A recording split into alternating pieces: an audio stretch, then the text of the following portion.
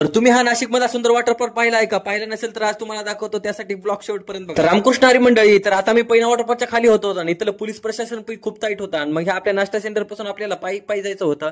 मग इथं गाड्या अडकल्या होत्या, त्या म्हणलं आमच्याकडे गाडी येरीच काढून देतो, कारण आपल्याला लई सवय. आता मला इथपर्यंत जायचं होतं, मग लागलो चलायला. वाटामध्ये तिकीट सेंटर येते, मग तिकीट काढून घ्यावं लागते. पर पर्सन 30 रुपये असतात बरं. आता इथून मी सिनेमॅटिक शूट घेऊ लागलो. आमच्या पूर्ण नाशिकच्या ट्रिप मध्ये एक फेमस डायलॉग होता, ते म्हणजे नाच करते का. छोटे मोठे नद्या पार करून आम्ही समोर आलो. मग समोर आलं की हे नजारा पाहून आमचा डबल एकदा डायलॉग सुरू होते. आता समोर आलं की आमच्या इटलची समाजसेवा सुरू झाली. ती वेगळीच गोष्ट आहे की त्याचा जो लेकरू आले की रडायला.